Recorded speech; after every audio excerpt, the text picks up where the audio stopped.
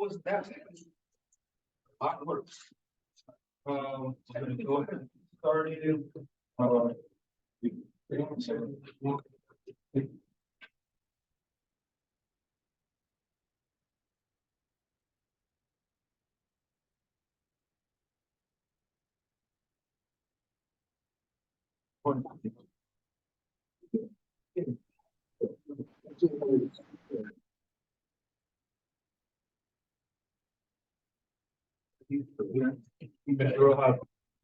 Yes, sir. I'm listening.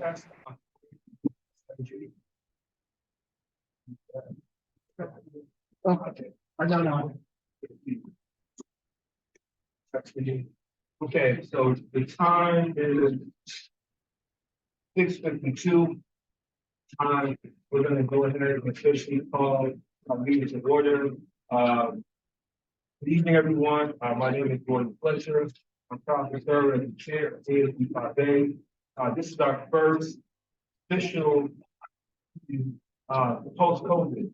And so we want to make sure that we're providing the opportunity for residents both in person and virtually to join us for our ANC meeting. We want to make sure that we had a sophisticated setup, that way folks who are joining virtually would feel like they're part of what's happening, just the same way that those are joining us in person. I want to make sure that everyone is safe. Everyone recognizes that we want to start social distancing. You want to wear masks, whatever you need to do to stay safe individually and collectively. That's important to us here at ANC 5A. Safety is of utmost importance. That's when we make sure that social distancing is spaced, all of that. And for those online, we welcome you just the same.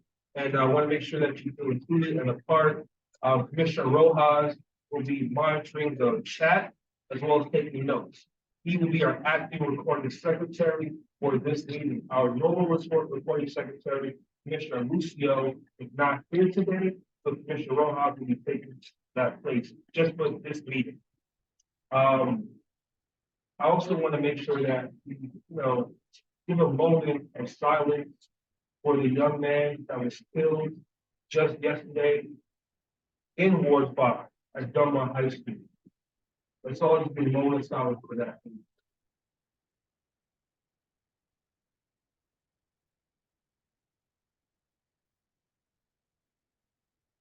Thank you. Thank you very much. Next up, we're going to go ahead and establish quorum. Typically, that will be our recording secretary that would do that. So, Mr. Rojas, can we establish quorum, please? Yes, sir. Thank you.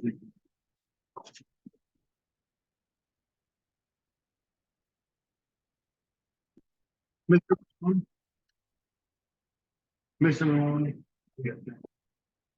Commissioner Kozar. Commissioner Lucio. Commissioner Rojas, present. Commissioner Boston. Present.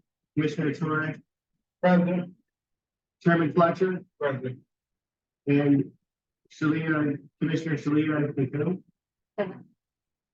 Awesome. And so we have established quorum. At this time, ANC 5A has expanded.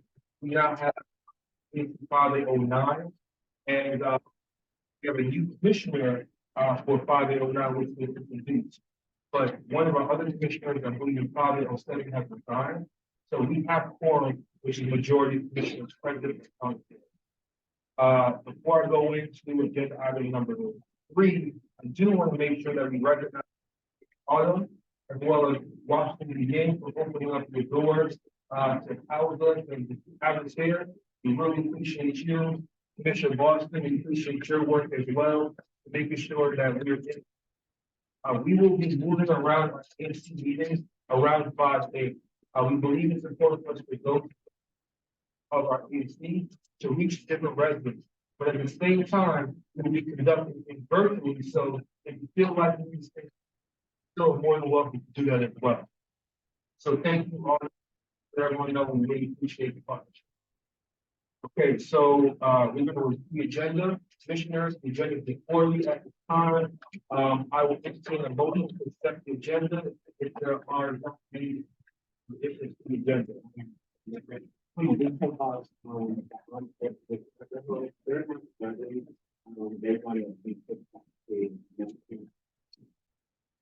Not a problem, not a problem. Sounds like you take on portion of target who wants to get the Cozart.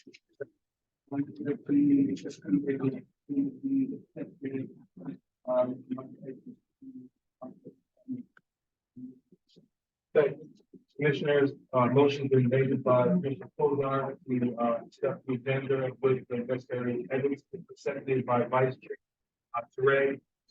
Ready for the question? All those in favor say aye. All those opposed say nay. Any extension? Aye, Father, you have our agenda set for this evening, everyone. Next up, commission business.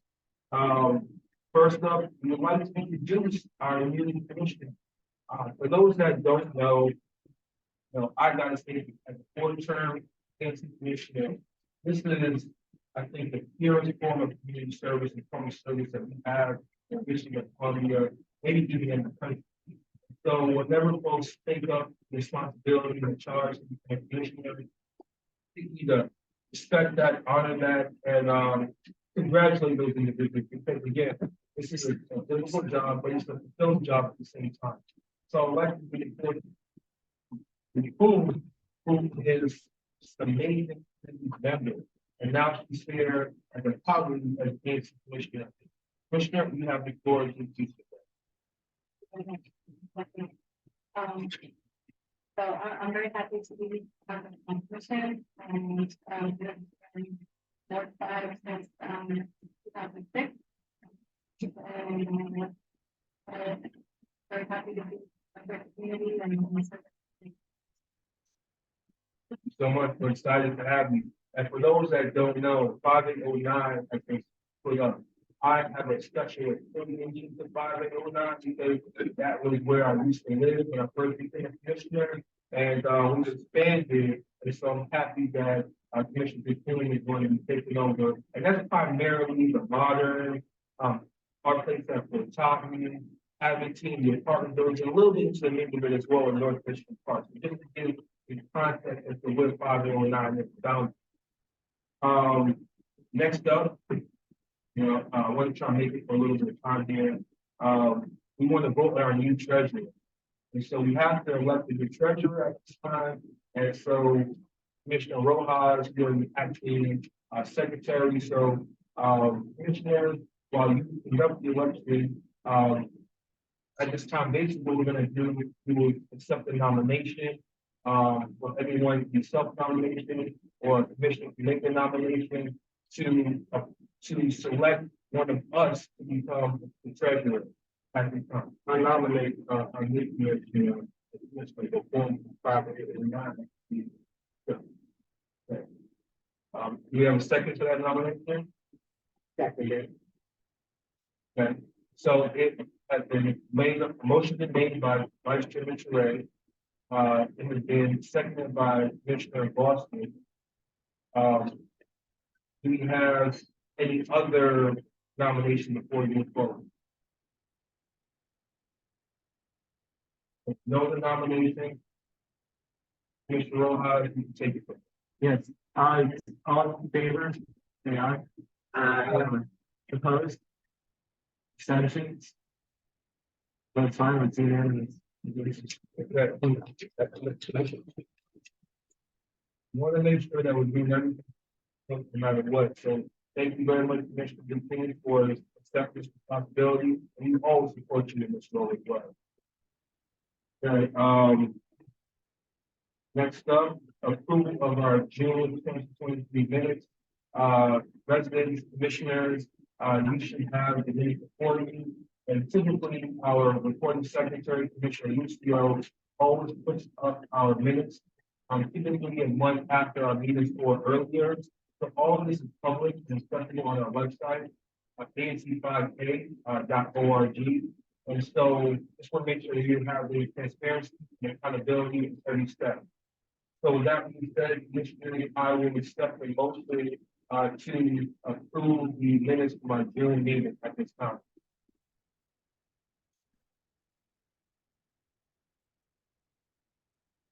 move that, the minutes for June 2020 be accepted.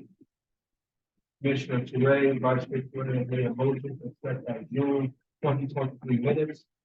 Do I have a second?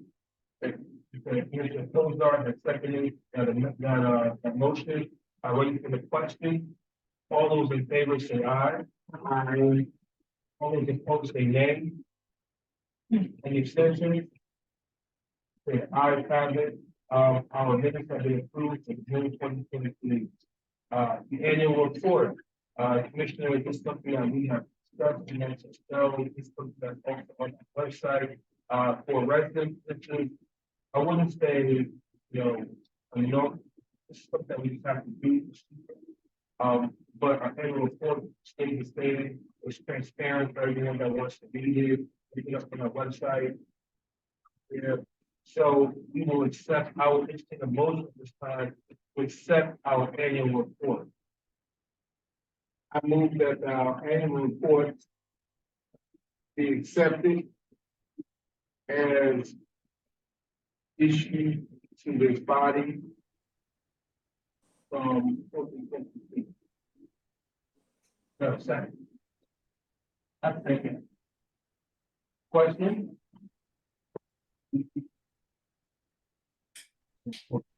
Yeah. Okay. Quick interruption real quick. For the people listening to names, we can try to speak up a lot. It's kind of far away on, you know. Okay. Sorry, everyone. I know it's tough to understand. It's distorted. You can't understand it. Okay. Thank you, Carmen. Can you hear that? We can hear you. We can't understand it. Let me try something.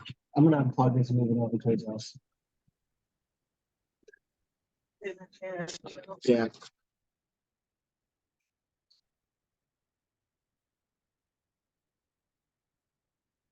Try again. What about now? I can understand you, but we can't see anything. Is the audio better for everyone? Try speaking. Carmen, are you able to hear me better now? Yes, that's better. Okay, great. We're getting set up. 1 second.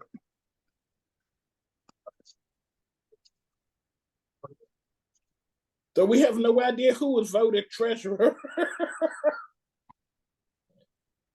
Treasurer. And I didn't hear her name either. You can hear now? Okay, so. That's better. Okay, thank you, Carmen. My name is Shayla Okun. I'm the new commissioner for 5809. Thank you. Thank you. Absolutely. Thank you, Carmen. Appreciate the accountability. So we're going to continue with the motion regarding the annual report. It's been seconded by Commissioner Cozart. Favor, say aye. Aye. All those opposed, say nay. Any abstentions? Okay, the ayes have it. Our annual report has been accepted and approved. Next, we're going to move down to commission action items. And so for attendees, residents, this is also, these are also items that we have to vote upon for one reason or the other. So anything under commission business means that we will be making a vote on this item, on this agenda item. So I just want to be clear, let you know what this is, what we're doing. And so our third quarter financial report. Again, this is pretty routine in terms of our third quarter financial reports. And so this is also online on our website. Everything that we're discussing you can also find on our website. So you can read it on your own time and leisure. And if you have any questions, you can contact any of us or myself. So commissioners, I will entertain a motion to approve the third quarter financial report at this time. Okay,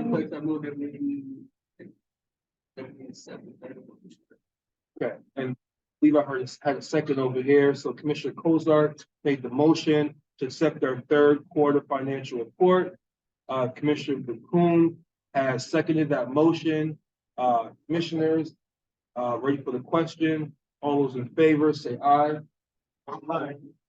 All those opposed say nay. Any abstentions? Okay, the ayes have it. we're moving on quite nicely so far. Thank you all. Our next item, our last routine item, then we're gonna get into the meat of the meeting, is our FY 23 budget. Again, this is something that is on our website, is made visible and open for everyone to view and comment on. So again, we're not hiding anything. I want to be very clear about that on the record. So regarding our regarding our FY 23 budget, I will entertain a motion to accept our FY 23 budget at this time. Commissioners, So moved. it's been, motion is made by Commissioner Blucom. Do I have a second? I'll second. Commissioner Rojas, a second with the motion. Any abstentions? Sorry. The ayes, all those in favor say aye. Aye. All those opposed say nay. Any abstentions? Okay, the ayes have it. Thank you for getting us through some of the routine matters tonight. So now we're gonna go to our first item. Our Community Mediation DC Executive Director Carolyn Reagan. Is Carolyn here? Or is Carolyn online? Okay.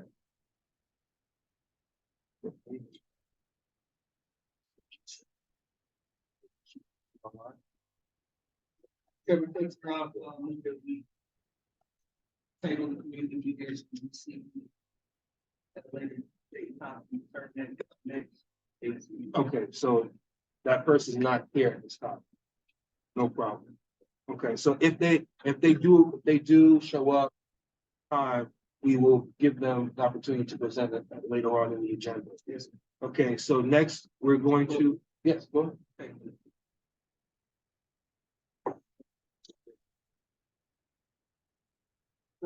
Yeah, but I don't think we need a motion on that because it's not. Okay. Yeah. That's the only reason why. And you, terrible, so.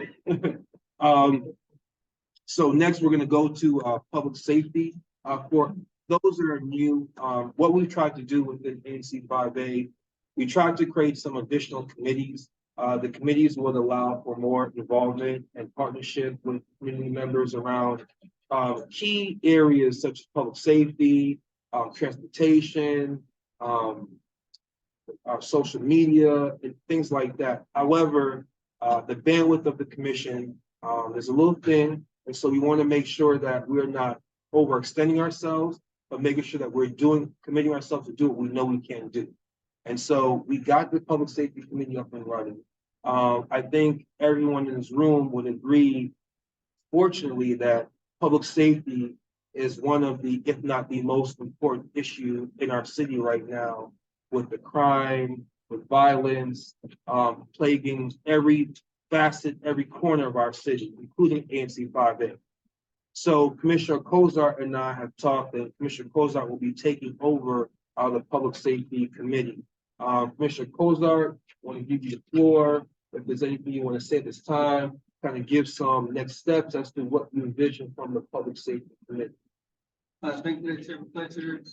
As you recognize here for safety committee, I want to also know that I've had to reach out and have meetings on more regular basis than having to utilize the liaison between the district as well as MPD to filter up the communication to or concern that need to go to the mayor's office,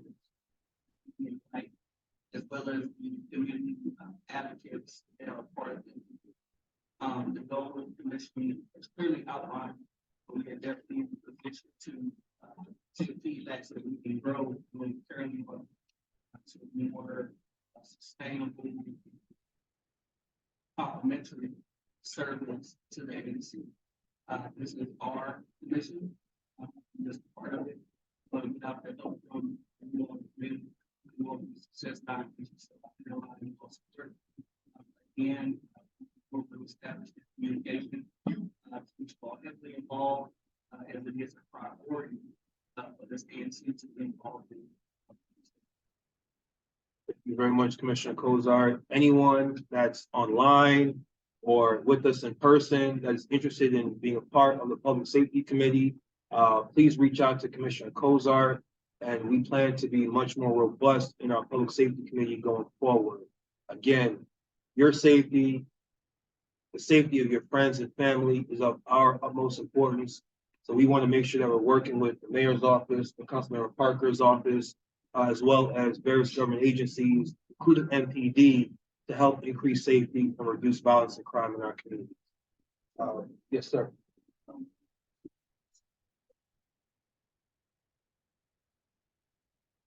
Yeah, I think that's a good idea you and I will talk about it some more, but I think we'll probably set up a separate email. That way all communication regarding the public safety committee can go to that email, be streamlined. And we don't have to funnel through hundreds of emails that we all get a day, for specific public safety matters. So we'll work on that. Thank you, Commissioner. Absolutely. I apologize for leaving out, Commissioner Porter's, office. We definitely will work in hand with his party. So. Thank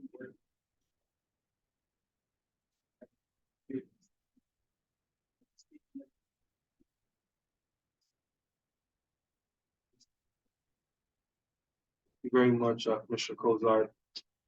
So any comments from those online or in person? We're moving on quite nicely. If you've been in ANC 5A meetings before, this is, they're laughing because they know. Okay. We never heard what he said. We couldn't understand it. You couldn't understand it? No. Basically, he was just reiterating the fact that Councilmember Parker's office we know that his office is supportive and focused on public safety, and we plan to work with his office, as well as the mayor's office, as well as various other government agencies, including MPD, to reduce crime and increase public safety. Okay, I think we have two hands. Deb, I see your hand. Yeah, thank you.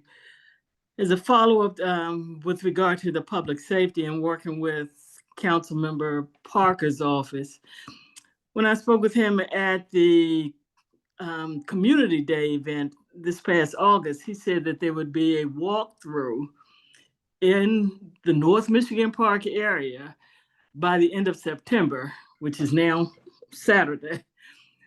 Are you aware of the date?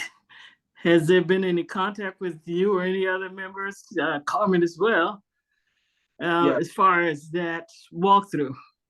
Yes. No one contacted me, but you, Gordon. And so community members, that's why, we have these meetings, and that's why, we're back in session, off recess, summer recess. So Miss Carmen, yes, we have been in touch with Councilmember Parker's office.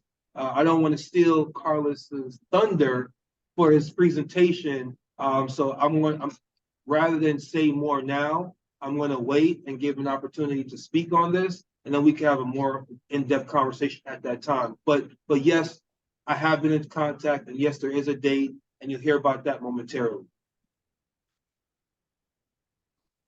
I think Ms. Carmen's hand was. Okay. Any other questions? Comments? All right, thank you very much. Yes. I want to recognize. Thank you very much. Thank you very much, Commissioner Malone. And I'm not sure, is Mr. Bowser on the line? I can't see. Is he here? If he is, I want to recognize the first father that always joins our meetings as well, and Mrs. Bowser if they're on the line. So going down to community updates, MPD, is there anyone from MPD on the line? I figured not. Carlos, Anthony, we gotta work on that. I'm gonna take lead. Anything we could work on together.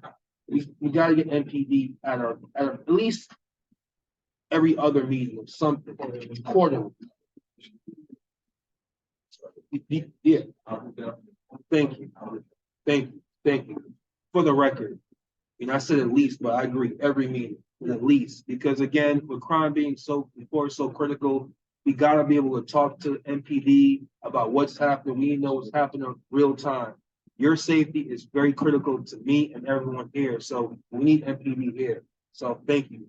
And then with that being said, I'm gonna give you the floor from the mayor's office. One of the hardest working public servants in the entire city, along with Carlos. Good evening, neighbors of ANC 5A. My name is Anthony Black, and I'm the 5 years of the mayor's.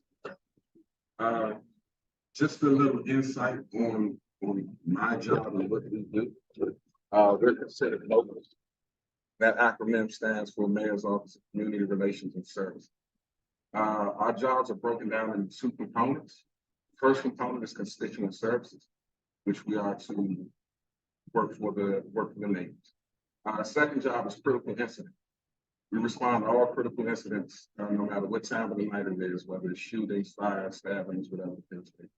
So our job is a 24-hour 7-day a week job. Our sweep days, we sweep on Tuesdays and Fridays, from 10 a.m. to 5 p.m. Please, I last one of you, if there are any issues that you need us to put our eyes on, we can come out with you to do that. Don't hesitate to reach out. I will leave a card with your card with my cell number. You can contact me directly. As for updates, let's see. So the Art All Night event is this week. It starts at 7 p.m. ends at 3 a.m. With two wards, 5 locations. 2026 Jackson Street Northeast, and that's on 9/29, September 29th. And the other location is 1801 Hamlin Street North, and that's on the 29th as well. On the 30th, they have another Art All Night event at 5401 South Dakota Avenue Northeast. So please feel free to get out there if they're allowed. 5401 South Dakota. That is the 3rd. 7 p.m. p.m. Yes, ma'am. It's an evening. It's an evening event. What is? Art. It's Art All Night. It's Art All Night. Right. Okay. Yes, ma'am. Not only that, flu season. Please get your flu shots. Kids are going back to school. COVID is back in effect. Please get your flu shots. Other than that, on my end, there's no more updates. I'm definitely open for questions. Can you explain what Out All Night? Art. Yes, sir. On that, who will be that? So the Art All Night event, there are local artists who put on performances throughout the evening. There are a few Ward 5 artists so they try to make it ward specific. So we were able to get several Ward 5 artists for this event. But that's what they do. Thank you, Anthony. Any questions online, virtual? How many block of South Dakota Avenue was that you just gave for the all night? That is 5401 South Dakota Avenue Northeast. Okay, thank you. Yes, ma'am. Any other questions? Great. No other questions, Anthony. Like always, we appreciate everything you do for the ward, for the city. Thank you very much. Next up, is not just our constituent service coordinator for Councilman Parker's office, but he's also a resident of ANC 5A as well. Carlos, you have the floor, sir. Thanks as always for being here. No problem. Can people online hear me very well? Can hear you fine. All right, awesome. Yes, And I'm we sure hear you all you. can hear me. So good afternoon. My name is Carlos McKnight. I am one of Councilmember Zachary Parker's constituent service coordinators. As Chairman Fletcher said, I am a neighbor. I live in ANC 509 in Commissioner Bokun's district. I grew up on Chilling Place, but I live over in the Modern, so this is my home for almost 25 years. A couple updates from the council member. Just like the students, the council is back from recess and back from its summer session, from its summer break. A couple of things that they have done where they have taken up a few pieces of legislation, but have also hosted a hearing. Today, they are still continuing the hearing for the acting police chief, Pamela A. Smith, that began this morning, and it's still, I believe, going on into this afternoon. There's been many conversations, specifically here and also across the city and the ward around public safety, and so many folks are ambitious, many people are interested and are very excited about this nomination because they're interested in seeing what the new police chief will bring to the police force. For folks who are interested, please remember that the White House had released what's it called? COVID tests that just came out Monday. So please go to covidtest.gov to get your COVID test, just like what happened over the pandemic, where you got a couple of COVID tests per household. They are redoing that program again. So if you haven't already, go to covidtest.gov so that you can secure your COVID test as well. As I said, there are numerous other hearings that are going on at the council. If there's legislation that you're interested in, that you've been following that may have a hearing, or you're interested in signing up, the council has a new system that Councilmember Parker had pushed for in the beginning. Before this council period, individuals would have to go to each committee on the council, and there are numerous of them, and meet their requirements on how to sign up. Sometimes would be to contact the office directly, email them, fill out a form. Where now it is a database where you can go to a specific website on the council webpage, go to the legislation or the hearing that you want to go attend, testify, or listen to. You can submit testimony. You can testify in person, live, or you can also write testimony or record testimony as well. And if you're interested in learning how to maneuver that or getting to that page to explore, I'd be happy to help. And I'll also leave my contact information. Another important date that's coming up is October 5th at 9:30. The council is going to be having a hearing on one of Councilmember Parker's legislation about the Office of Unified Communication. As many of us may know, a couple of weeks ago, we had torrential rain, which caused occasional flooding that happens on Rhode Island Avenue, but also in many other parts of Ward 5, specifically in Trinidad over by West Virginia and Mount Olivet. And also there was some flooding over by Trinity, off of Michigan Avenue.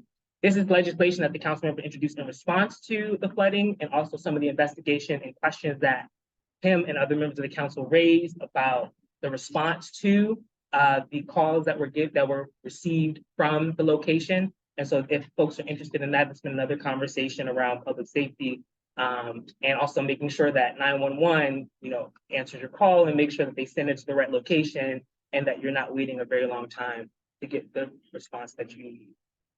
If folks are interested, we do have our senior newsletter that we just published. It's going to be a quarterly newsletter. It's a more condensed version of our newsletter that we publish weekly. For folks who are interested, I do have a couple copies that I brought tonight, and I'll be happy to share a copy of that with the commission so that we can have that virtually for folks as well. As I mentioned before, we also have our weekly newsletter that comes out every Friday.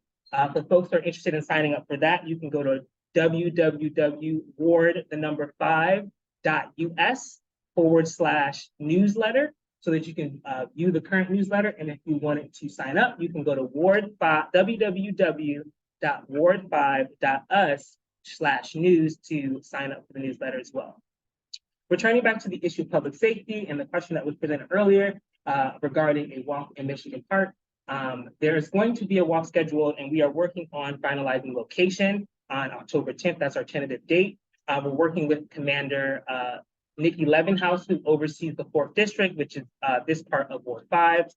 We have 4th District, 5th District, and 3rd District that covers parts of Ward 5. Majority is covered by 5th District, but this area is covered by 4th. And so we're looking to meet with her and have neighbors meet with her as well. She's the new commander, and they've also had a lot of changes with promotions and moving up in their ranks. And so they also have a brand new sector leadership and lieutenants in that department. And so we're very excited to see and also have folks come out. And so once we finalize the location, we will send that out in our newsletter, and we'll also share that with the community as well for folks who are interested. that is all the updates that I have for today. I will be glad to take questions. I'll turn it over back to the chair. Thank you, Carlos. So question about the public safety, walkthrough. Can we say, is there a potential date right now, tentative date? So not, did I say the 10th? I meant to say the 12th. October 12th is our tentative date for that. We're just finalizing that with the commander and we're working.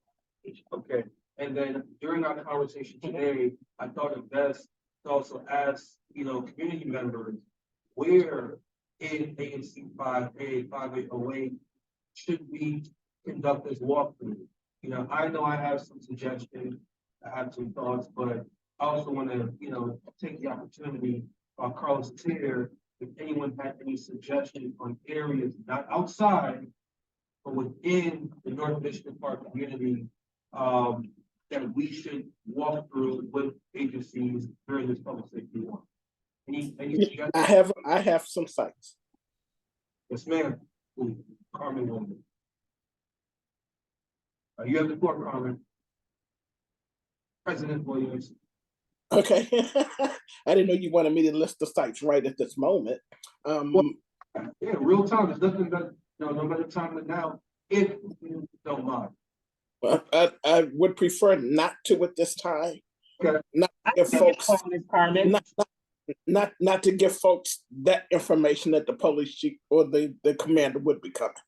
Done deal. So that makes sense. So Carlos, we definitely speak to President Williams to get some suggestions and then just let me know. Okay.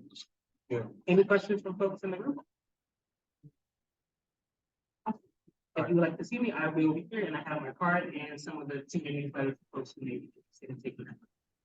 Hi, this is Yushena. I have a couple questions, if that's okay. Absolutely. You have the floor.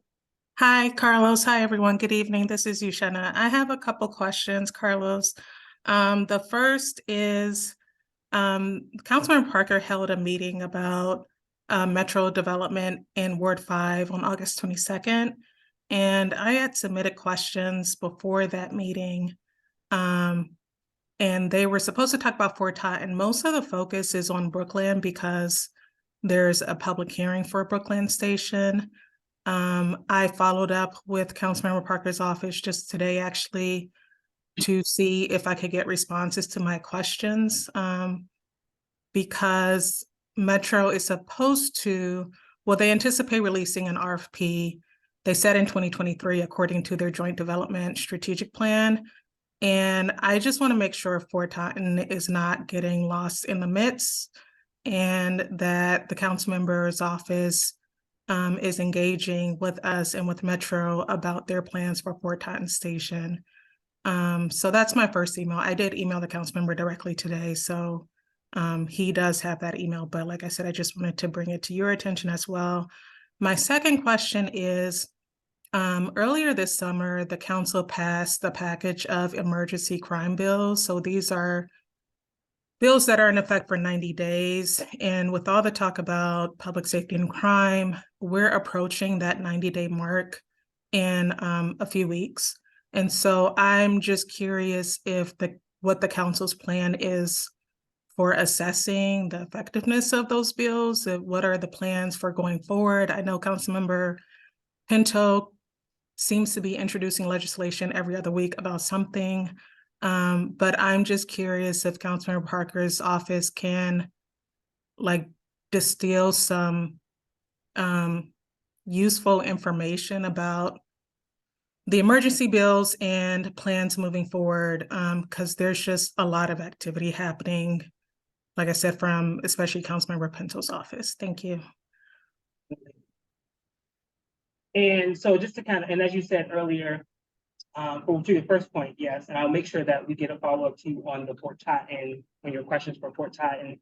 On your second question, specifically about the emergency legislation that was passed by the council before the summer, for folks who may not be familiar, before the council went on recess, the council took up legislation to address the ongoing public safety issues in the community. They held, since our relationship to Congress is very different than most other places, and the way that we pass our laws are a little bit different as well. the council was only able to pass a 90-day emergency bill. And that is one of the ways under our limited scope of government, or home rule that we have, I should say, for us to address things on a more immediate issue. But as Uchenna had said, it's more of a temporary issue. And so after the council came back from recess, Councilwoman Pinto, who's the chair of the Judiciary Committee, is holding hearings, but she's also hosting roundtables around packages of legislation that she recently introduced to the council.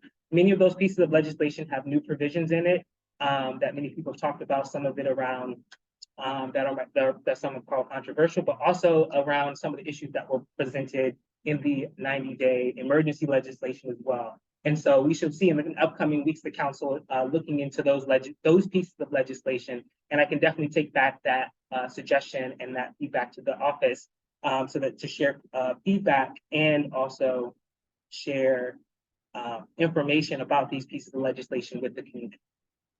Thank you.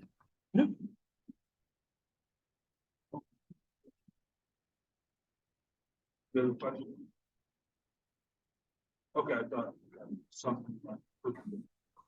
Is there one more hand raised virtually? Yeah, this is Deb. I had a question for Carlos regarding the Washington gas line replacement. And I know they've been doing work in various areas. I believe they were in the 4800 block of South Dakota Avenue about a month or so ago. But when I called to try to get information with regard to, are they moving up South Dakota Avenue, like going toward the 5000 block where I am? They referred me to their website, which just says Project Pipeline, and it says South Dakota Avenue, which, as you know, runs from basically Costco to Riggs Road. And so I just want to know if your office can get some more specific information regarding the gas line replacement efforts as they relate to South Dakota Avenue. Yes. I'm just writing this down, I'm sorry.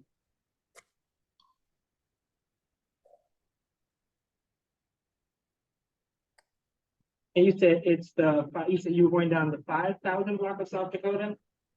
Yes. All right.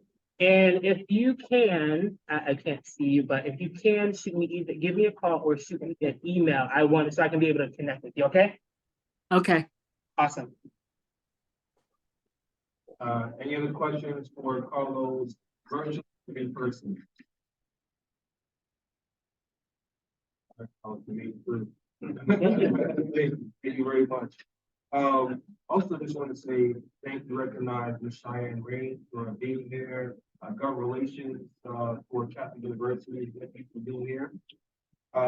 So next we're going to go down to our reports and presentation. I want to turn the floor over before we have Ms. Gray come to the floor. I want to turn the floor over to Commissioner Malone because this is within your single member district. Commissioner Malone, is there anything you would like to say at this time before Ms. Gray takes the floor?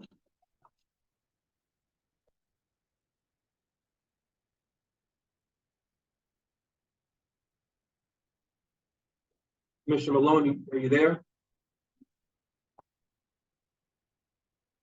Okay, we're going to keep going. Yes, you have the floor. Absolutely. Thank you for being here. Absolutely. Going to hand over to Meredith Lowenpower. She is online with the presentation that I do have hard copy. Okay. Meredith is with President O'Connor. Yes, President O'Connor. So member with us on this project. We also have online Javier Muson, with the Vice President of Facility and Military, and Ace Russell, who is the hospital. So Meredith, I am going to hand it over to you. Oh, also we're just considered Erica Wright. She is the one assistant general. We can understand her.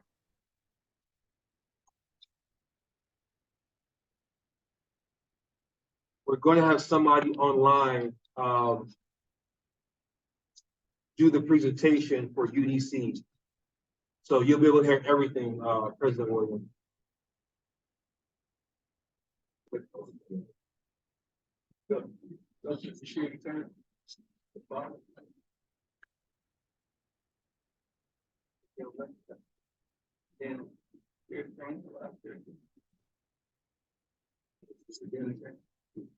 what we're gonna do to do though, we're gonna need, we back on the government. Yeah. 1 second, everyone.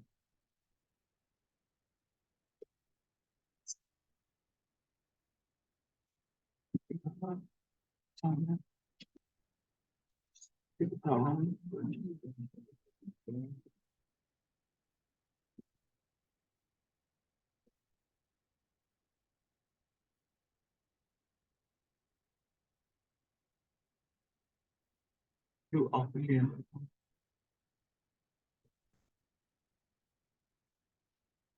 Yeah. Yeah. There you go. You can start sharing. It's available, right? Yeah. On. I was it done? No one's on speaking there. I was already looking for. Who's presenting? Meredith.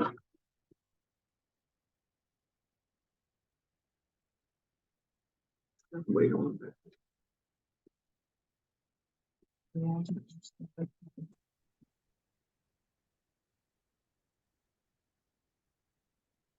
Thank you, sir. I think the video good. But I don't think that the camera wants to. Meredith, can you present right now? Sure. Are you able to share your screen? Do you want me to share my screen? Sure. Javier is going to present. There we Pull it go. up. I thought we had sent it, the presentation to you, but give me a moment, and I'll pull it up. Fantastic.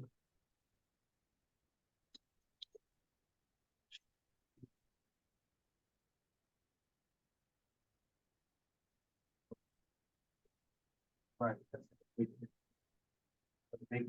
We won't be able to. We just might. Oh, really? He did. Okay, he's going for Good evening, commissioners and members of the public. Can you see the screen now, the shared screen? Yes, we can. Yes. Wonderful. Thank you so much.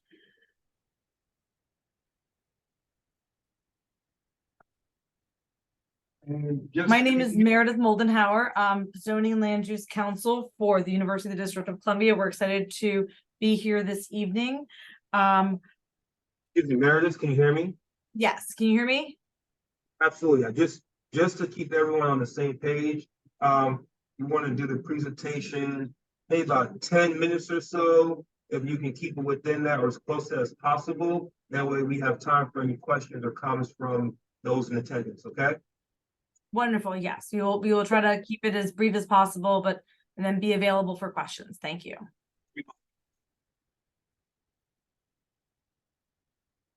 I'll jump past the agenda. So we are here tonight. We've been obviously before the ANC and other groups, but just for those who may not be aware, we're here tonight based on the zoning regulations, which require that a university located in a residential zone must file a campus master plan every 10 years. And it outlines, the planning, design, long-term facilities goals, and impacts on the neighborhood, and consistent with the transparencies of the planning process. And so the university has filed a campus plan for their main campus, their Van Ness campus, including a further processing for their new student center. They filed an update to that in 2021, and now we are here before you in connection with the Lamont Riggs Center. And so at this point, I'm going to turn it over to Javier Dusan from UDC to walk through the rest of the presentation. Javier, just say next slide so I can go to the next slide. Absolutely. Good evening, everyone. Can you hear me? Yes. Okay, thank you. So moving on, let's move on to, yeah, no, let's go through the really quickly in the previous one. I think it's important to, if you can go back one, to talk quickly about these three main important goals that we have in this UDC campus master plan, the plan and the vision. It's important to connect the campus to the neighborhood for a stronger institutional presence. And of course, we want to improve the accessibility or the access through the campus via better wayfinding, circulation, and landscape design. And we want to have a stronger presence on South Dakota Avenue. So one that is, improve the experience of the pedestrians and that can interact better with our neighbors. Thank you, Mike. Next. Very quickly, just so we can, locate ourselves, the Lamont Riggs campus is right on the center of this page, surrounded by that red line. On the left of that campus, we have or to the west, we have the Art Place for Tottenham, the modern apartments. And then we have on the southwest side, the metro station. And right of the center on top, we have the library. Next. I won't go over all these this list, but this is a process that we started about a year ago with the creation of an internal advisory committee, based on UDC students, faculty, staff, and we had a couple of meetings with that internal advisory committee at the end of 2022. And then also in 2022, we engaged the community. We started some meetings with the UDC Community College leadership. We did some presentations to the ANC 5A. And then we also reached out to DDOT internally with the cabinet and others. And we go down the list. The most recent community meeting was in September of this year, at the beginning of September, and then we are here at the in this meeting today. Next. So first of all, I wanna thank the members of the public and the commissioners and those who have sent us emails with feedback based on the previous presentations. I wanna say that we did hear you. We pay a lot of attention to what you're telling us, and some of that is that's the purpose of this slide right here.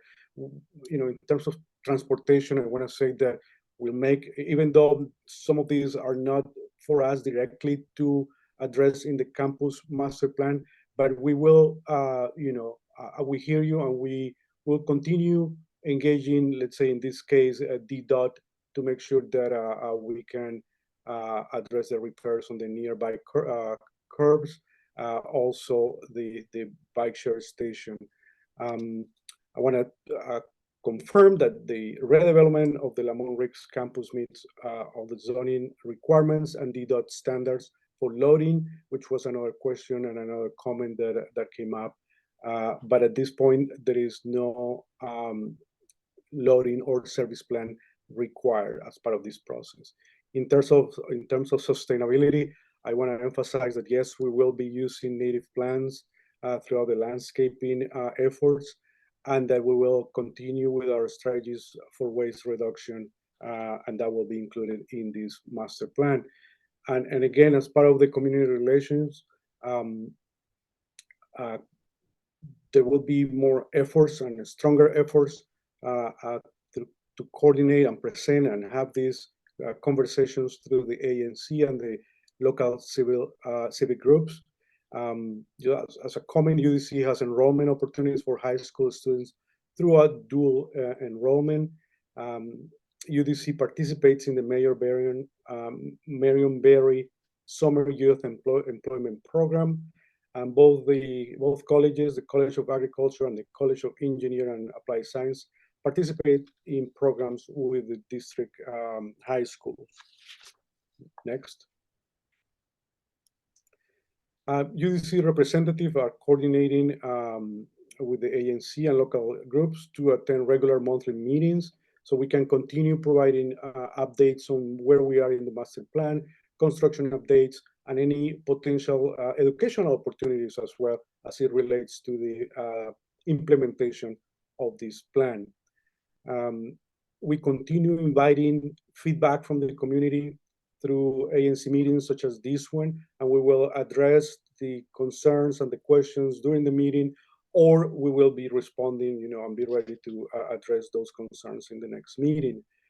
And UDC intends to hold a community meeting with the community college dean to solicit more feedback from community members regarding how can we improve and do better in the future. Next.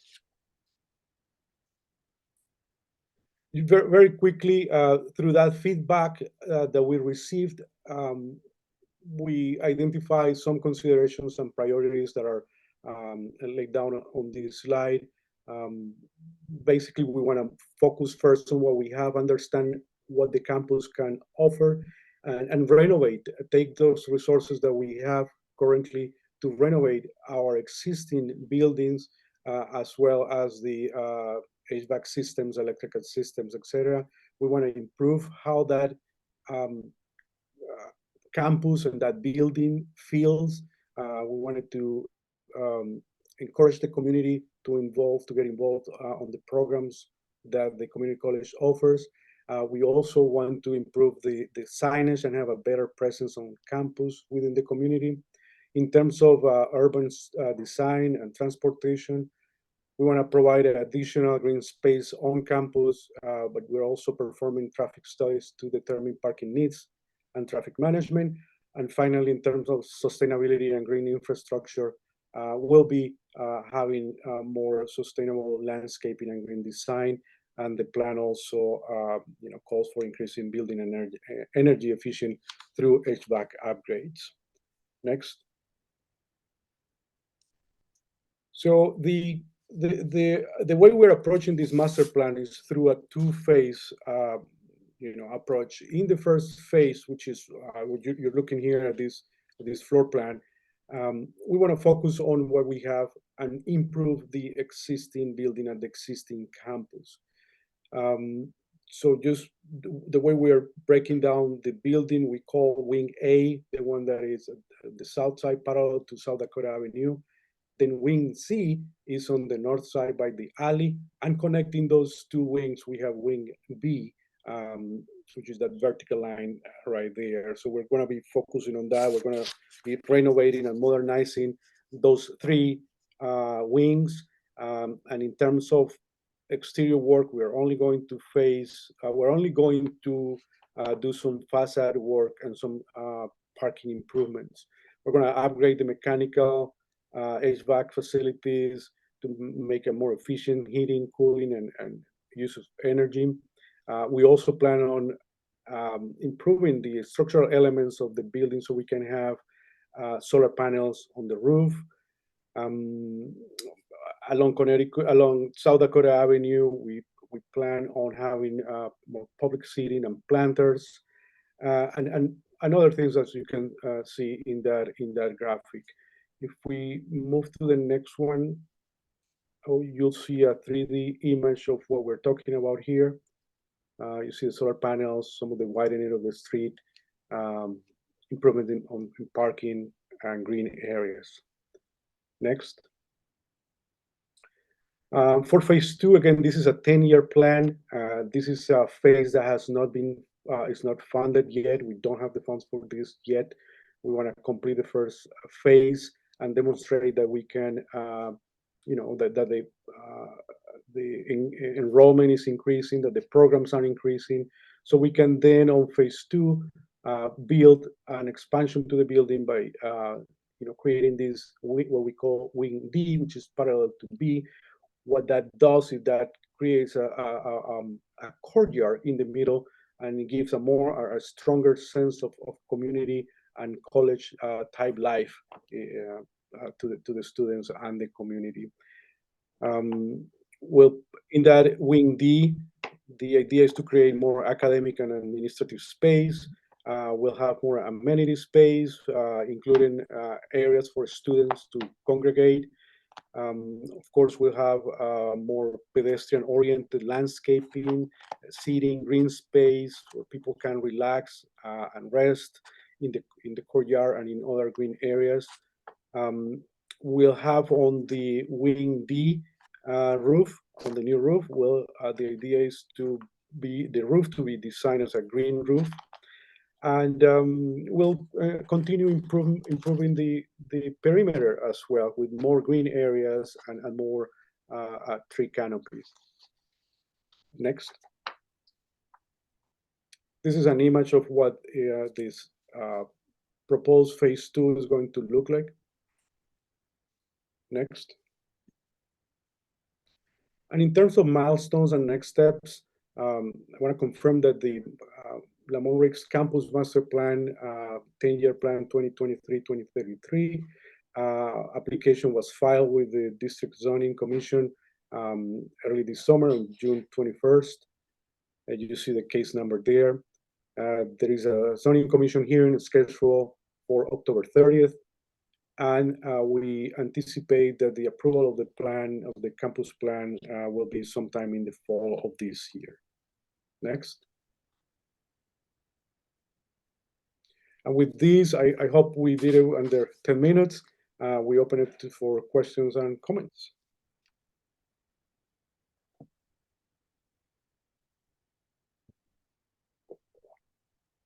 Thank you very much.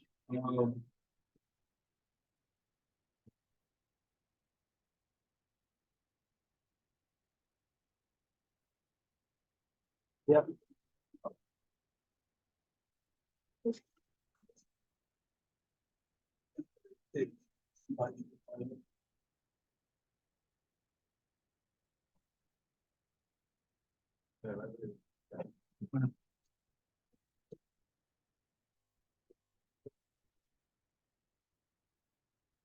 Yeah, I'm going to talk now. Thank you very much for the presentation. Everyone online, can you hear me? President Williams, can you hear me? Okay. Yes, we can hear you. Thank you. Thank you. Just needed a little, thank you. Something. So I see one hand raised. I see Ms. Uchenna. I don't know if I see anyone else. So Uchenna, you have the floor.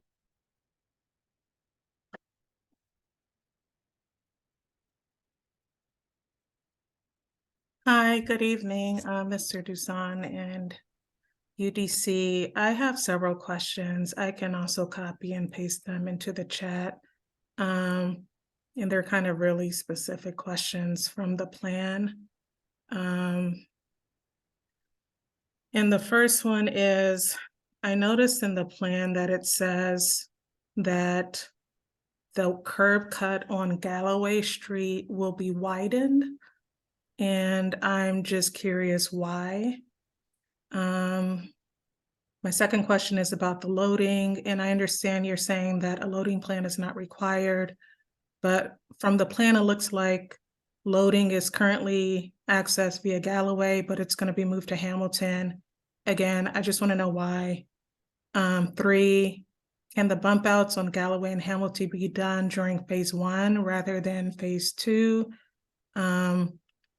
What are the anticipated class hours on campus, and when will security be there? And then also just the timeline from expected approval, plan approval to actually starting renovation of the existing buildings, and how long you expect the renovation of the existing buildings to take place.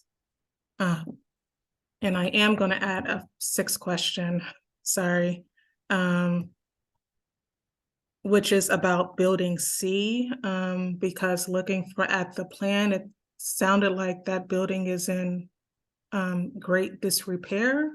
And so I'm just trying to understand, like, are you all really just going to renovate it? I mean, is it like it can actually be renovated, doesn't need to be torn down or anything like that?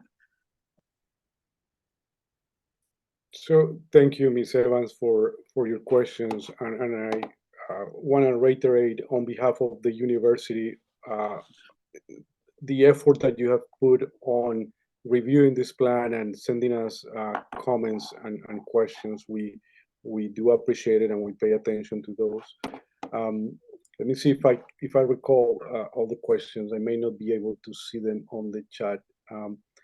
But in terms of the loading dock and the loading area, you're correct. Right now, we're accessing it through Galloway's to the Galloway parking lot. But remember, the idea, and maybe if we can pull up one of the images, the idea is to create a green area on that parking lot parallel to Building B, right? So once we start having that green area between the three wings, then it makes more sense to uh, um, allow the loading area to be moved to the Hamilton Street parking and move all those utilities to that not utilities, all the services to that side. So that was the rationale, one of them, to move that loading area to the back.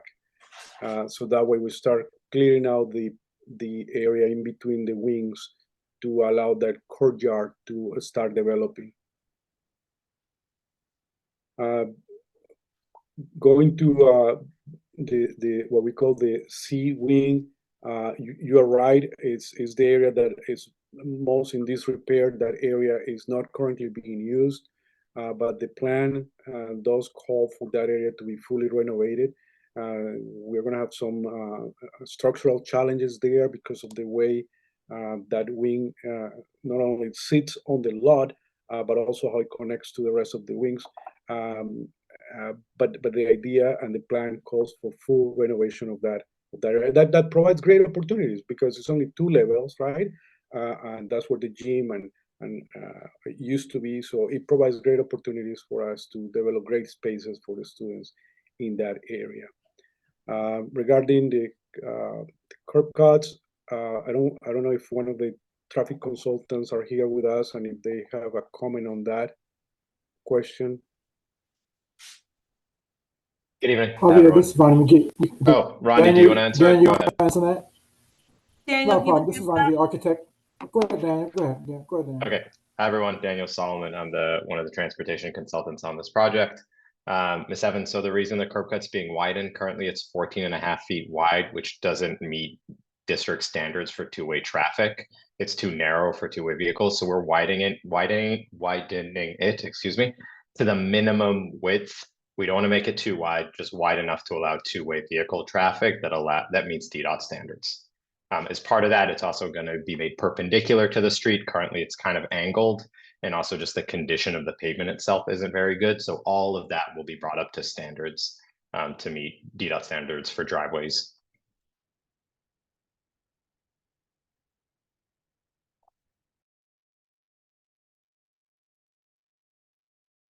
Javier, I think we're back to you then. There was a couple questions about the timing of the construction, and if you can maybe address that. Yes, thank you for that, Meredith. So right now we went out to the market and requested proposals for design build contractors to start developing this project. And we received proposals. Currently, we are evaluating those proposals. Once we engage the design build contractor, we'll have a better idea of how long this project is going to take. Our goal is to have it completed next year in 2024 for phase 1. Of course, we need to coordinate those, the work with the academic program and phase it in a way in which we can continue providing services to our students and the community, but at the same time initiate that renovation. So this is one of the things that will come back and provide more information once we have engaged that general contractor, design build contractor. And I would just add then, so that's obviously speaking for phase one. For phase two, because it involves a new structure, building wing D, which is a new building, we'd actually would have to file a further processing and come back to the ANC and the community with for another, engagement and provide a lot more details on that building, the facade, the structure, what's going to go inside it. And so obviously at that point in time, that would be another opportunity for community involvement during the further processing for building wing D.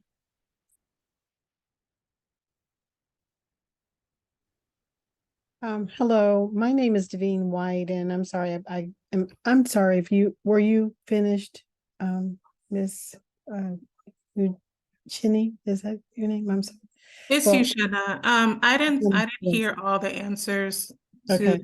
all of the questions, but maybe if UDC can provide written answers to my 6 questions, that would be helpful. Thank you. So for time purposes, if I want to make sure that Uchenna has all of her questions answered, so if we can continue answering the questions in the chat, and just because we do have another presenter and it's our goal to conclude by 8:30, I want to have some time for community comments. So because of that, I want to make sure that again Uchenna gets her questions answered.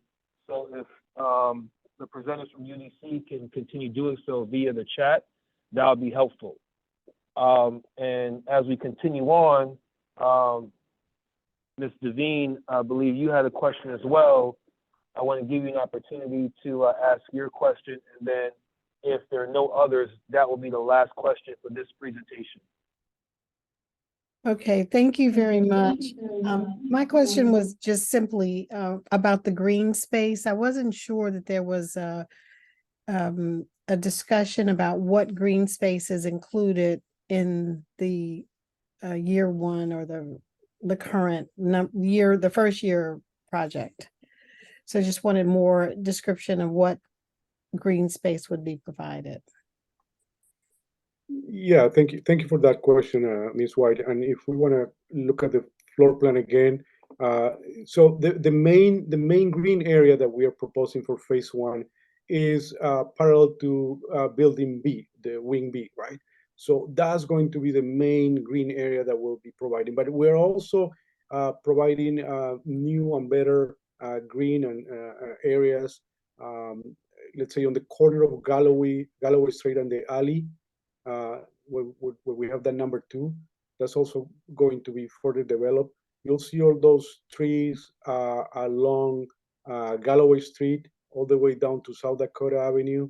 The idea is to plant more trees there. You also see more trees and greenery on the parking lot itself there. And along South Dakota Avenue, we're going to go back and look at what we have there and improve those areas as well as the corner of Hamilton Street and South Dakota Avenue. So the idea is to take every and any opportunity we have to make it green and make it look much better through sustainable landscaping. So will students be able to sit anywhere? Is this going to create outdoor seating for them? That's correct, and that's the plan. Okay. The idea is to allow those green areas to be used by the students and the community, faculty and staff. Opportunities with tables and chairs, sitting areas where people can go and have lunch, have a conversation, have some coffee outside. Okay, thank you.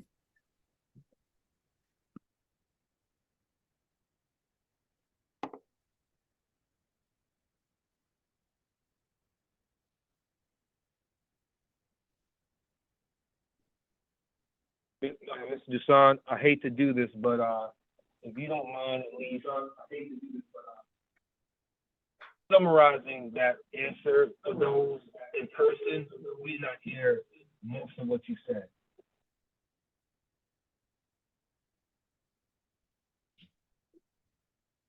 Sorry, I did not get that. Do you want us to repeat that? I mean, in a summary, yes. Sure, the question about the green area? Correct. Okay, what Mr. Dusson stated was that we are going to be adding a new green area that's parallel to B, and some additional trees in the parking lot, as well as enhancing the trees along Galloway, and that it would include some mobile planters and seating at this intersection of South Dakota and Galloway, for opportunities for students and faculty to be able to use and enjoy. Thank you. Thank you. And again, just want to reiterate, Mr. Dusson, make sure that you are answering the questions from Ms. Uchenna as well. We'd appreciate that. So with that being said, we're going to end this presentation. Oh, yes, absolutely.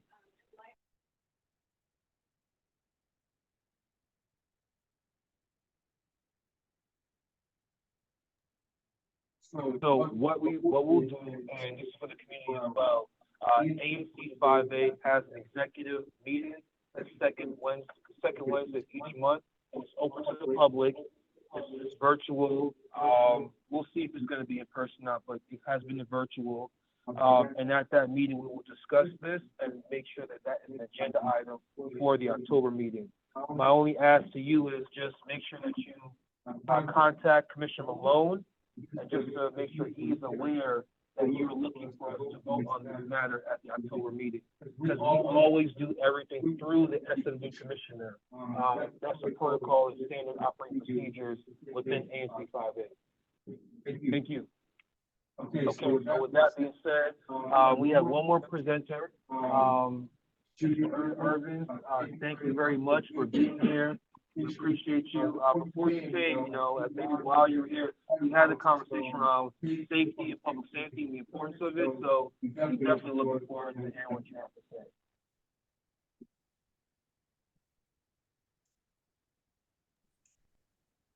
Excuse me, there is an echo.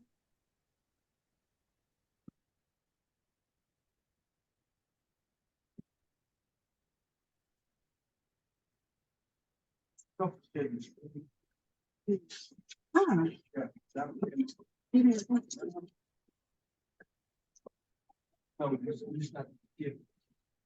on.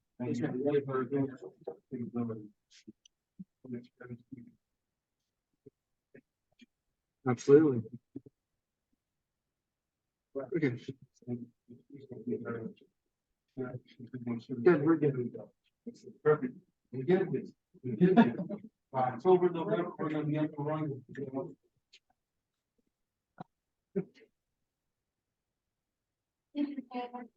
I'm in here because of Jim Dutch Tate, who is on the front again. I am a graduate of Silverfield Elementary School, and Jim Dutch Tate is my fifth grade teacher. That is much of first page to write the one page paper that would be really difficult for me in sixth grade. It brought me out of my head and we wanted to accomplish this evening. I also I'm bringing reading on behalf of our deputy mayor, Cynthia Sia, our public safety and justice, and our director of the office of neighborhood safety and engagement. His son, who was also in my sixth grade class, which is Jim Dutch. We also want to give thanks to the families that lost that one during the season over the past year. Our office working with that. So the Office of Neighborhood Safety and Engagement, it is grammatically incorrect. We call ourselves one, so we're but we're actually pronounced one. And our mission as either really focused and particularly in French and community-based strategy, and including in a public housing approach. And we really saw that materialize during the response to COVID. Whether they're about learn or not about collaborative effort, we learned the private government together to a tribal engagement. The amazing results that come from that, and so they're really out of this to be examples of approach to participation. As I stated before, probably coming starting out this point, I went to neighborhood safety and engagement. Many are familiar with the students director, Director Linda Harney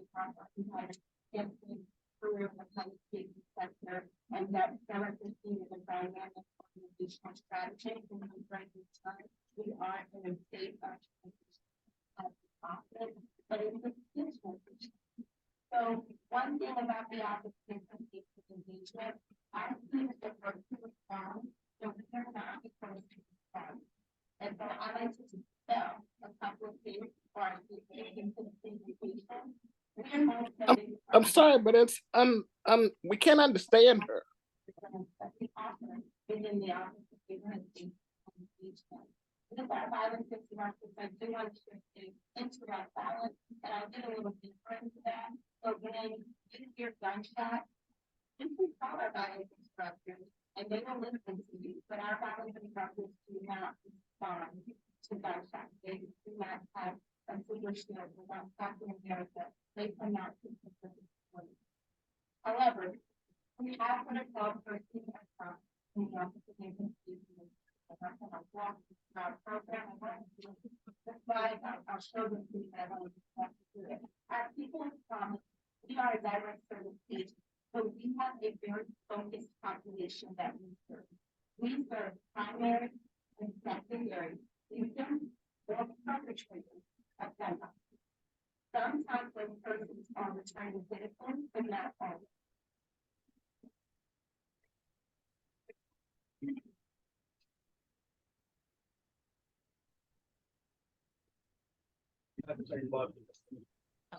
Can they hear me now? Can you hear us now? Yes, we can hear you now. Okay, Thank you. my apologies for that. So our people of promise, again, they capture what we service in the Office of Neighborhood Safety and Engagement. And again, that's primary and secondary victims and or perpetrators of gun violence. Sometimes they're returning citizens, but not always. We do not service all returning citizens. We solely service those persons who are primary and secondary victims and or perpetrators of gun violence.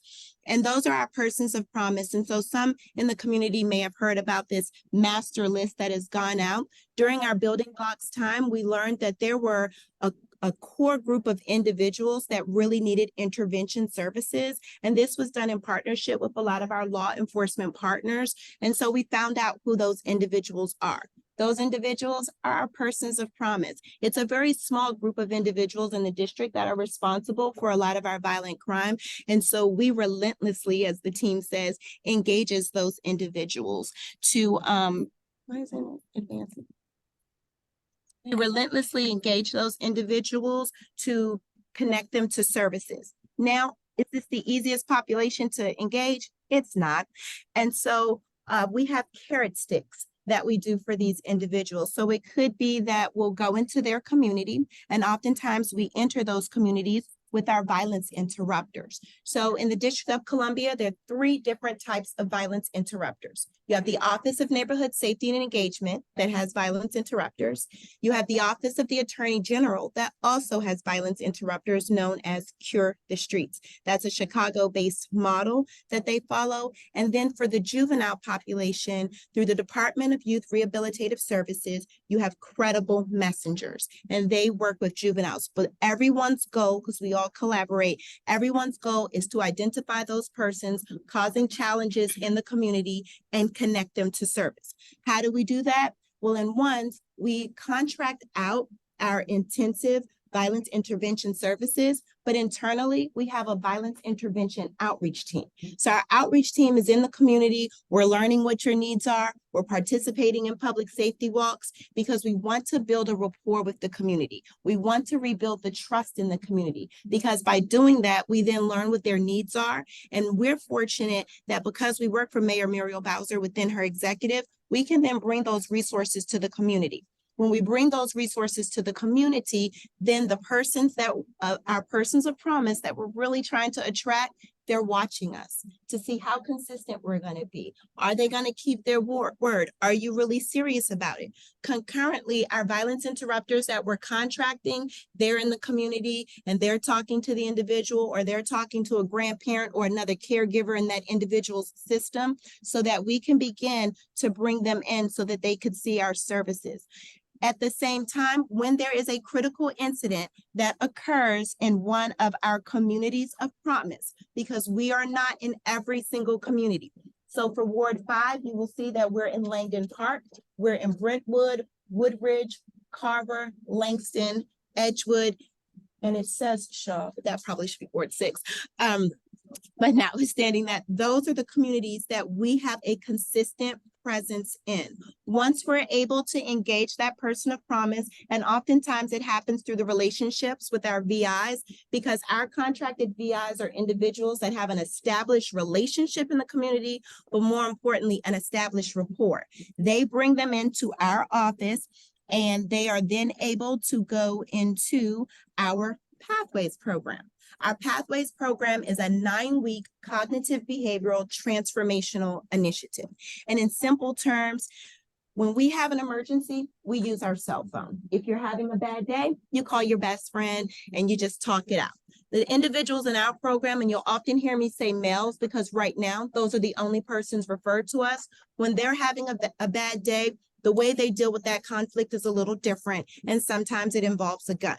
So we take them in 9 weeks from using a gun to using a cell phone. And the people that are in that cell phone are their village. It's their job coach. It's their credible contact that they get through Pathways. It's their mentor that they get through Pathways. And it's an array of other support systems that we've put in place for those individuals. But most importantly, it's the other 24 individuals that sit in the 3 cohorts that we do each year that have become their support network for them. And so as you see here, they're in a classroom. We do subsidized workplace for them, but we also monitor our retention with them. One thing under Director Sneed, we have transitioned from subsidized employment, and we're hyper-focused on unsubsidized employment. One win that we have is over Rhode Island Avenue in the Saratoga community. We had a lot of concerns about gunfire at the 7-Eleven, and it went away. It went away because we got the people of promise through our VIs to get in our Pathways program, and all of them got a job with DPW. They're due at work at 5 o'clock in the morning. So they get off, they go to work about 4:30. When they get off, they pick up their kids from school, they have dinner, and then they go home and they sleep. And that's why our violence went down. Another thing that you'll see in the community, our VIs, when we have a violent incident, our VIs are definitely there to mediate it. So we get in front of, when we learn that a violent incident has occurred, our VI contractors, they're working to gather the intel so that they can go and mediate it. Oftentimes people ask us about our metrics. It's really difficult to give you the metric, because if I mediate a conflict between the two of us, well, we're at peace, but then that also means the 2 women next to you, they're now at peace. And so we no longer have a conflict. That's what our VIs do. But in addition to that, when a critical incident happens in our communities of promise, our family survivor support team responds. And that's the team that stays with that family as they adjust to their new normal. Sometimes people, they have mobility impairments due to the critical incident, and sometimes their loved ones actually transition. We do more than just burial assistance. There are some instances where we assist families with relocating, because in that moment, that is the best thing for them. We will relocate them for up to 90 days. In addition to that, we provide them with brief and counseling services, and we coordinate any other supportive services that they may need. And we do it in partnership with all of our law enforcement partners. We also have a One's Leadership Academy, which is steeped in our schools. We're inside of Paul Middle and High School, Anacostia, Kramer, H.D. Woodson, and Kelly Miller. And this is how you can contact the respective managers within One's, because we are a transparent and accountable agency. And with that, I'll take any questions. I think it's 3 minutes. Absolutely. And that's why I was thank you for, I wanted to make sure you had some time to answer any questions. Thank you. Absolutely. Okay, my name is Robert Oliver, and I know, I want to talk about metrics. So Yes. it said there's basically 3 different groups, 2 for adults and 1 for kids. Now, are there common metrics used for all 3, if any? And how, if not, how do you guys compare your results against someone else's results? Because, you don't know who's doing great, who's not doing great, because everybody's doing something different. Yes, so Deputy Mayor Apia has been tasked through the crime legislation that was introduced by the emergency crime legislation introduced by Councilmember Brooke Pinto. She was tasked with looking very intently at all of our violence intervention efforts here in the District of Columbia. And so you will begin to see a unified metric system. But please note that the Office of Neighborhood Safety and Engagement, we engage adults. We do work with our partners at DYRS for the juveniles because sometimes there is some overlay, but we allow the experts at DYRS to really focus on the juveniles. And so we're working through those metrics now. Thanks. You're welcome. Yes, sir. I just want to know, you mentioned the relocation program and you said like it's 90 days, to help them relocate. So what happens after those days are like do you renew the relocation thing for the family or what happens to that family? So that is funding contingent, but typically when a critical incident occurs, and I'm thinking of one in particular, because we knew there was a high likelihood of retaliation because there are several factors that go into the relocation. It has to be confirmed by our violence interrupters. It also has to be confirmed by law enforcement that there is an imminent threat to the danger of that specific family.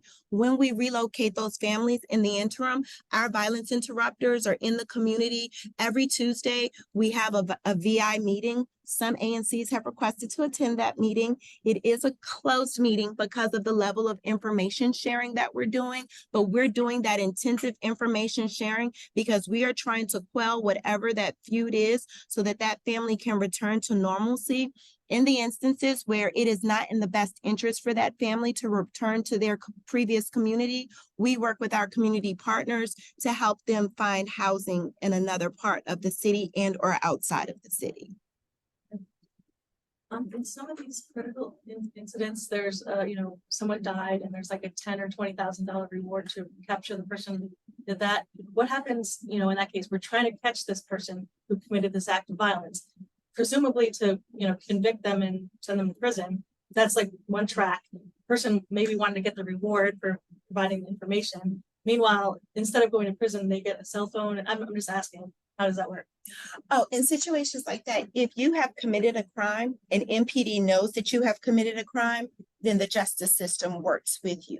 We work with individuals. So our Pathways program and our People of Promise, these are individuals that have a high likelihood of engaging in gun violence, and this is a preventative method. However, if you've already engaged in it and there's an open warrant for you, our program isn't the program for you. Maybe something with some silver bracelets, not from Tiffany. Alleged to have committed a crime.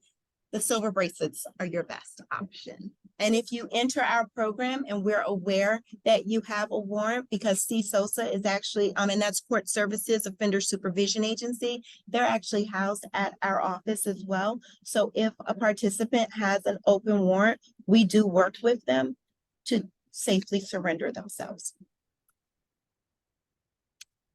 Yes, sir. One more. Has your program or any of the other programs that are out there learned anything from prior attempts years ago, like the Pizza-Holics and the Ron Moulton? Was there anything there that could be used or applied today? So the interesting thing is some elements of our Pathways program has been adapted from Pizza-Holics, but more importantly, our violence intervention work. And so ironically enough, a lot of the men that, and again, I say men just because that's primarily who's there, but the men that came up under the tutelage of Ron Moulton and Jahar Abraham of Pizza-Holics, they actually are the ones that are our subcontracted vendors in the community providing the services now. Thank you. You're welcome.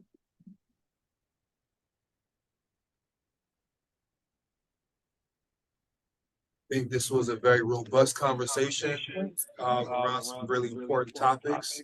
I know Ms. Irvin, she's committed to this work. I appreciate you being here. Thank you, for the questions and for the presentation. We appreciate you. You're welcome back.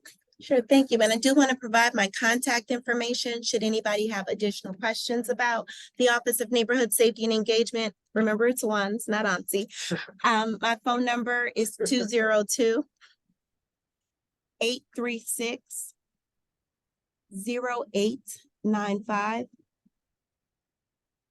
And I will say I am available 24/7. There are times that I'm speaking to a family member that might be adjusting to their new normal, so I may not answer if you call me at 2 or 3 in the morning. One, you may have to call twice so I can wake up, but if I don't answer, it's because I'm helping a mother that's grieving at that moment, and I really do want to honor that space for her. My email is juliaj.irving@dc.gov. And on behalf of Director Quelly Sneed, Deputy Mayor Lindsay Apia, and Mayor Muriel Bowser, we thank you for your time this evening.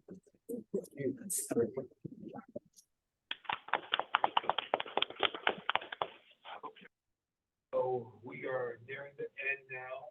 Before we conclude, are there any, not much time left, but I still want to recognize if there's any burning community concerns that we need to know about now.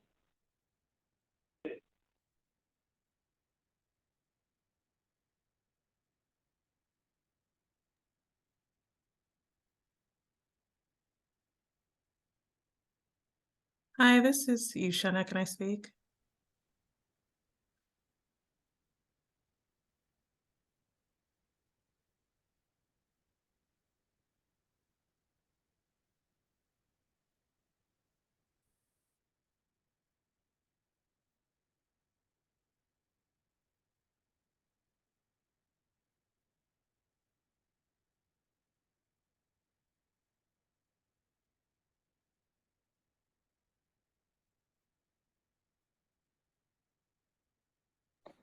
Did we lose everybody? No, I think we're still here. We're still here.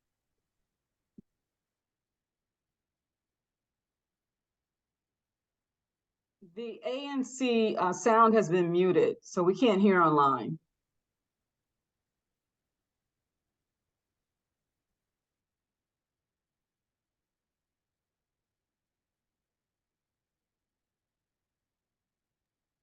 Please unmute the ANC 5A sound.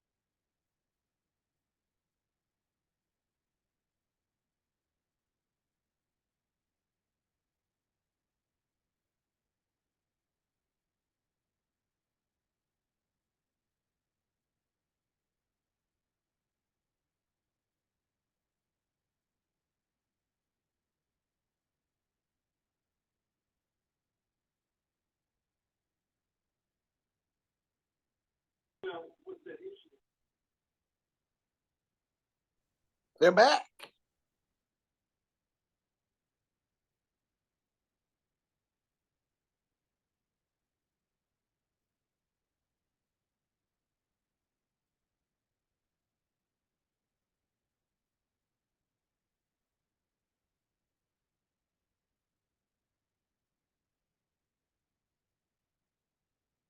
So what we're gonna, thank you.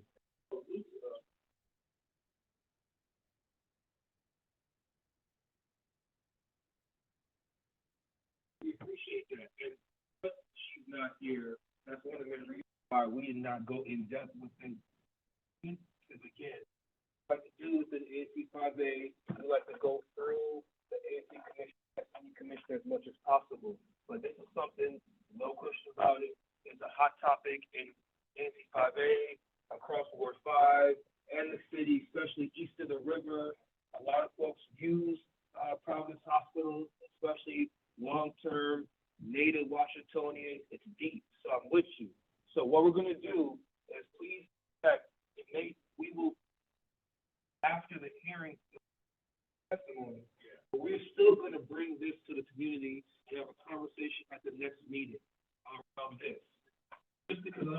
start this up now at the 8:30 hour. I appreciate you bringing this to everyone here today. Are there any other comments? Please, Ms. Evans online has a comment or a question. I want to give her the floor before she speaks.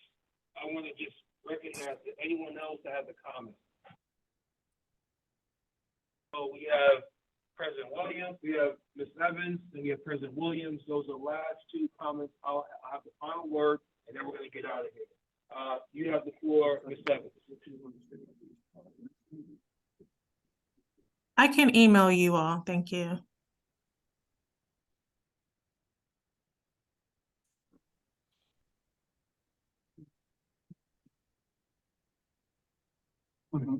Sorry, Ms. Evans, are you there?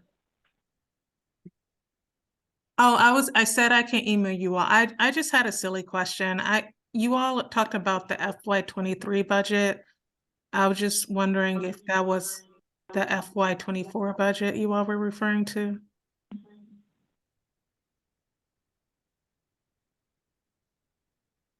Yes. Thank you. Ms.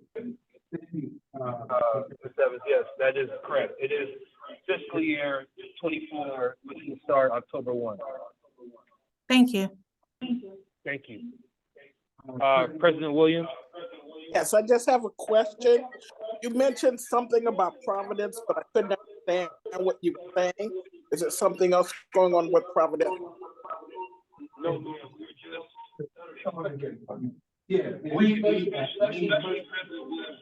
I know you know what's been going on in Providence Hospital. Nothing new. We're just saying that we're going to talk about it as an ANC in our October meeting. Okay. Thank you. Okay. I couldn't understand what you were saying. Sorry. No, appreciate you. And the deadline for testimony this Friday. That's the critical piece of information. 45. That time with the office of the Attorney General. And I saw online that they said my email was large. Weekly at MP.com. No, that you know. One more comment.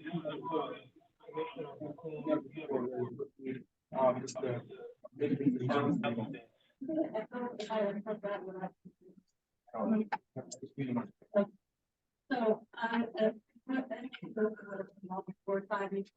very close to my heart. Support the dozens of volunteers, and I can't speak to all of them, but for myself personally, I want to thank ANC 5A and Super Foundation for letting us, letting Ward 5 Mutual Aid use the office space at 420 Galloway for 2.5 years. I do want to acknowledge that, and I want to say thank you for ANC 5A for that. Ward 5 Mutual Aid does plan to leave in December. We are looking for a different location. The space is going to be returned to ANC 5A.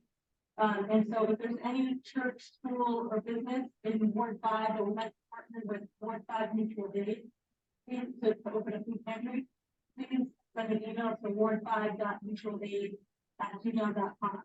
ward5.mutualaid@gmail.com if you know any church, school, or business that would like to open a food pantry in Ward 5. And with that being said, we had Commissioner McCoy, we appreciate the work of the lady. And this is on the record. It's time for us to utilize the space in a different way. We want to support the work as long as possible, and we're glad to be able to do that. We're going to conclude this chapter of this office December 21st. I'm going to send it on the record. If Anthony and Carlos here, we got to find something to work out with here. Right? Ward 5 Mutual Aid have been leaning on, and we can take, supporting them for long time. But I'm saying this for the record. You have a council member, you have a mayor, well, a great mayor, you need a good council member who should be supported in somehow, some way as well. Let's do something to support, and if not, leave the stone on ANC 5A. Happening that I've seen with that being said, motion to adjourn the made by Commissioner Gray, second by Commissioner Rojas. Wait for the question, all those in favor, say aye. Aye. Any opposed, say nay. The abstention, 8:35. Thank you all for.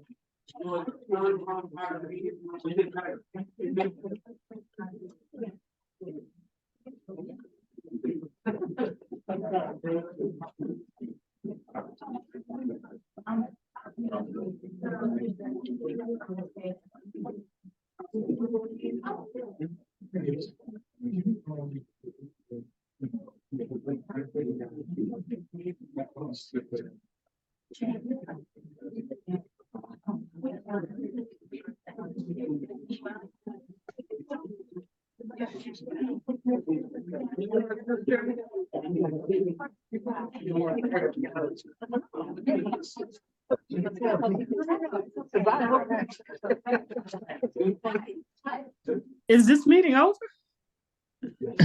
Yes, the meeting is officially adjourned. Thank you all for attending. We hope to see you at the next. We have not, I haven't heard anything since the presentation from the violence interrupters. Jesus.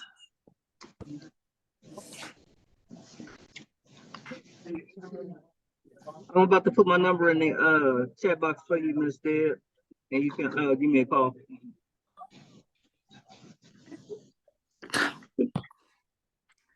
This is useless.